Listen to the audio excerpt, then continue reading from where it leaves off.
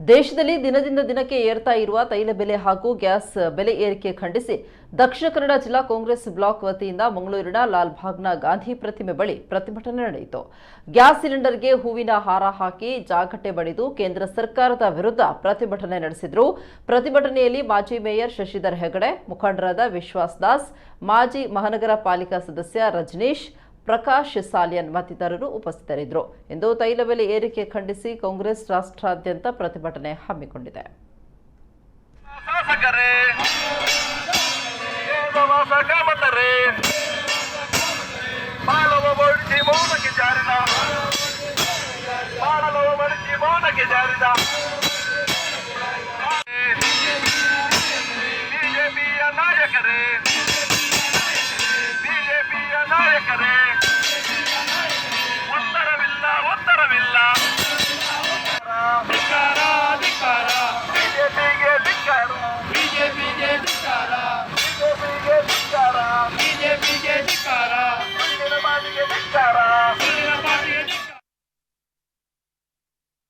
ಜನರು ಪಡುವಂತ ಭವನೆ ವಿರುದ್ಧ, ಜನರು ಪಡುವಂತ ಕಷ್ಟದ ವಿರುದ್ಧ ನಾವು ಇವತ್ತು ನಿಮ್ಮ ಗಮನವನ್ನು ಸೆಳೀತಾ ಇದ್ದೇವೆ.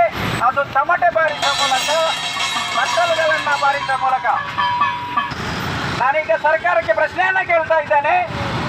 ನಮ್ಮ ದೇಶದಲ್ಲಿ ಎಷ್ಟು ತೈಲ ಸಂಗ್ರಹ ಘಟಕಗಳು 90 ದಿವಸಗಳಿಗೆ ಬೇಕಾದಷ್ಟು ತೈಲವನ್ನು ಸ್ಟಾಕ್ ಇಡುವಂಥ ವ್ಯವಸ್ಥೆ ಉಂಟು.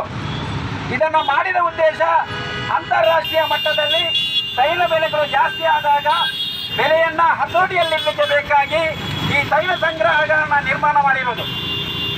ಆದರೆ ತೈಲ ಸಂಗ್ರಹಗಾರದಲ್ಲಿ ಇರುವಂತಹ ಈ ತೈಲವನ್ನು ಉಪಯೋಗಿಸಿಕೊಂಡು ಜನರು ಪಡುವಂತಹ ಕಷ್ಟಕ್ಕೆ ನಿಮಗೆ ಯಾಕೆ ತೈಲ ಬೆಲೆಯನ್ನು ಇಳಿಸಲಿಕ್ಕೆ ಸಾಧ್ಯ ಇಲ್ಲ?